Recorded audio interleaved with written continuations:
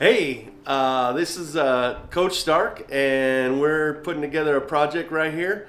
Me and D Breezy. What's up, Dewan Breezy? What's up, guys? We're here at my garage right now. It's a small garage, but it's got a lot of stuff packed in here. We got e-bikes, we got electric cars, RC cars, we got we got all kinds of stuff going on over here. So we wanted to invite you guys to go on a journey with us. I think about 2020, we're halfway through. It was almost Christmas for 2020, and then we went into COVID. All that stuff happened, and Christmas time was coming around for 2020, going into 2021, and my wife says, "Man, you need to get out of the house." I'm like, "Damn, you're right." And I'm sitting around like I up over 300 pounds, and she goes, "Why don't you do RC cars?" And I'm like, "RC cars are fun, they look cool." I'm watching the channel of this Mark Santa Maria character, and so I went and got a Basher car, a low C, and that was fun and stuff. And then I saw an ad on Facebook, TNR Fuels A Main Challenge, right over here at the fairgrounds in Victorville. They were going to have a race. I'm like, "Man, what kind of car do I need for that?" So I went to the local RC track over here, Coyote Hobbies, and talked to Jeff Guest. They call him Pork Chop. And he's about as round as he is tall, coolest dude you ever want to meet. And been racing forever. I said, "What kind of car do I need to go race this thing?" So he told me what kind of car. I spent about $1,700 or so. I paid him $200 to put it together. Took it to the races and raced in the sportsman class, not the beginner, because I don't ever consider myself a beginner at anything. But yeah, the first race they had 4 rounds of qualifying, and I did all right in the first round, but I broke. And then the second round of qualifying, I was 1 lap down. The third round of qualifying, I finished on the same lap, and then ended up qualifying for the A main in my first ever race. Well, it wasn't my first ever, but first ever in about 20 years. And so I was kind of hooked. And then one thing led to another, and we ended up, getting. I have a friend that has a sponsorship with these cars, so I get a good deal on these right here. It's Techno. This is the EB 48 or ET 48 2.0.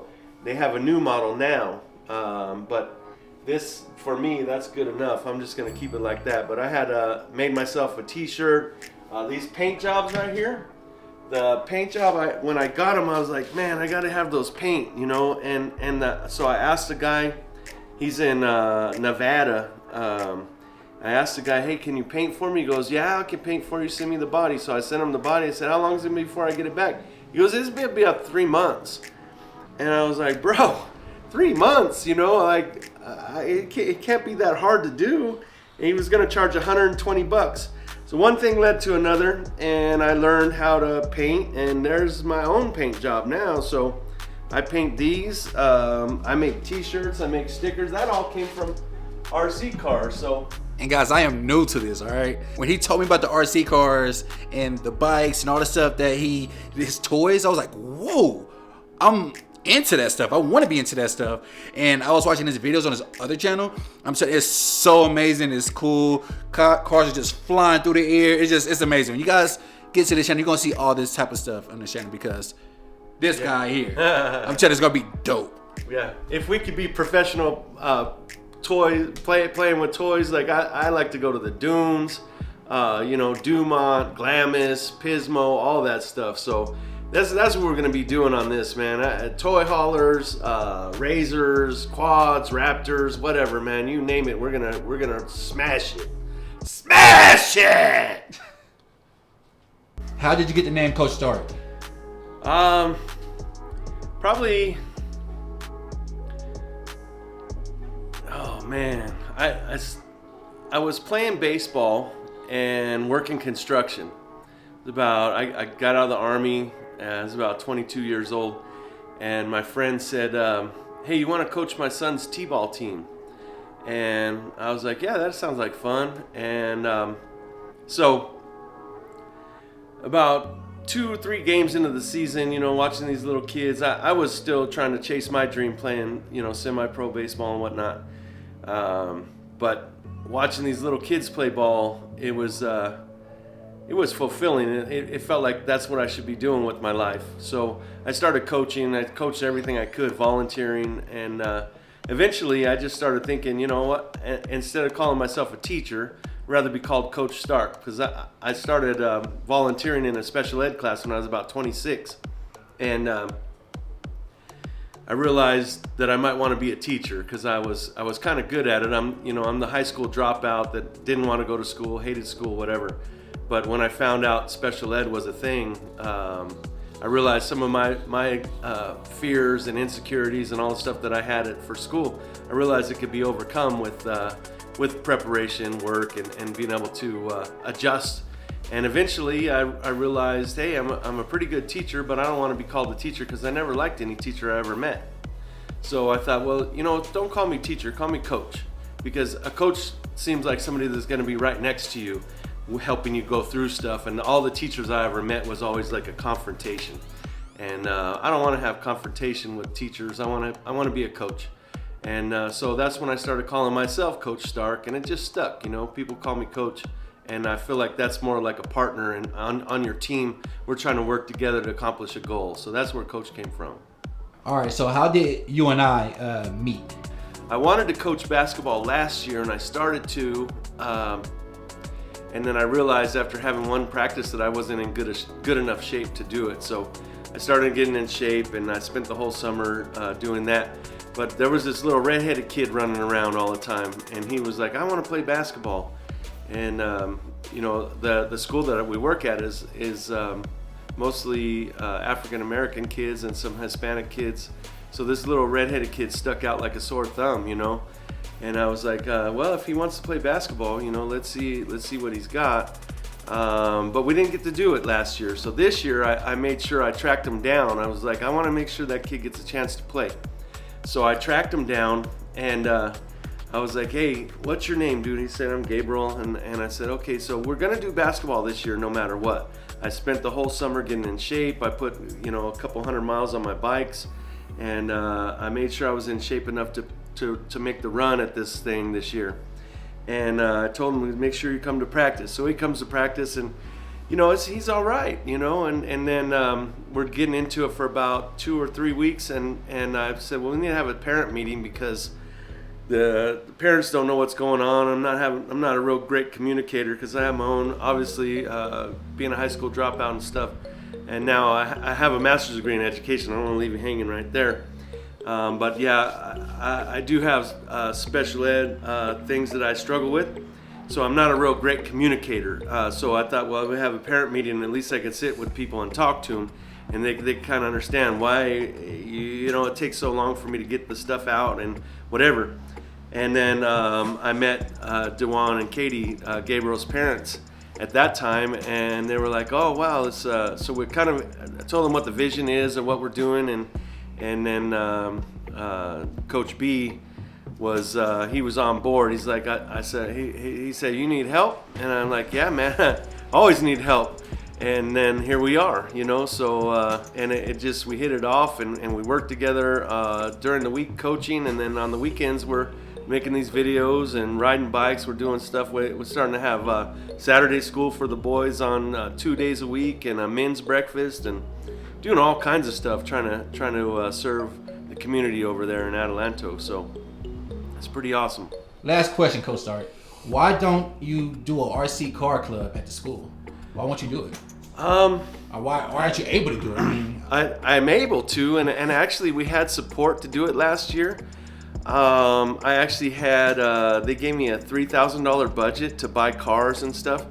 And then, that's I was, cool. Yeah. I mean, it would have been cool. There's a little place over by my classroom that has a dirt area and has a raised area on the side where we could have the driver's stand and everything. And guys from the district came over and looked at it, and they're like, oh yeah, they're all on board. Let's do this. And then I started to realize, at the local track and the races and stuff, there's a lot of people that smoke cigarettes and marijuana and different things, alcohol, and there's a lot of stuff, a lot of influences at the track that aren't necessarily healthy. Myself personally, I just know that's not for me, you know. So I don't smoke, I don't drink, I don't do the marijuana, I don't do all that stuff. I just race the cars. I'm able to hang around with the people, and I don't judge anybody for what they do. Everybody's, you know, has their own thing, you know, to each your own.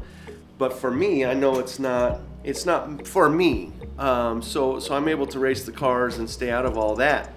But when I started thinking about if I'm going to introduce a whole bunch of kids to a hobby, I would want it to be more healthy. And this one, I don't see it being healthy at this point. There's no regulation for drinking and smoking and all that in the pits and all that. There's too much going on. So I told them I don't feel comfortable doing it. I don't want to. And also this, I mean, if you look at this little car right here, it seems simple enough. You might say, how could that thing be $1,500, you know? And then, so that's another thing. With the kids that we work with, they don't have $1,500 to go shell out for a car that breaks every time you race it. You know, I mean, this thing has only been ran 3 times, and I raced it once, and the guy I bought it from raced it twice. And he put probably $900 into it, and when I bought it from him, I put another $300 into it, so it's got $1,200 in it. And so I just didn't feel right about bringing that. So that's why we do the Student Athlete Club, because I want to teach kids to be students first and then be athletes. And sports are accessible to everybody. So what we actually do too is it's called a Character Counts Sports League. And that is like a park and rec league that we do at the school site level in the after school program, so the kids can stay after school, they get their homework done, they get a hot meal, so they basically get breakfast, lunch, and dinner at the school. They stay until 6 o'clock at night, and we do something fun to tie it all together, to really give them something interesting to do. So that's why we don't do the RC cars. I mean, I gave away probably, I would say about $600 worth of RC cars last year for math contests. Like I would buy a car once a month and give it away for the winner of the math contest. So we did that last year, and a lot of kids got RC cars to take home. But doing a club, I just didn't feel right about introducing people to a hobby that has so many unhealthy characters in it. All right, guys. Well, that's pretty much about me. We're gonna get you the details on Mr. D Breezy next time. But yeah, we're getting this thing started, and every once in a while, you know, when in the middle of doing a video, I might start acting crazy. Don't be concerned. It's just what it is. Every once in a while, I'm sleeping too. I'm gonna drink my coffee and then make a video. You got little stuff going on all the time over here. We make a t-shirts, we make a stickers, we do the RC cars, we got the little one. Right here, the little cars. We got the little cars with the dirty wheels. We take them to the skateboard park and smash them all over the place. We give these ones away to the kids. Everybody like the RC car, but don't worry, it's okay. I might talk crazy all the time, it's alright. Yep, that's all, folks.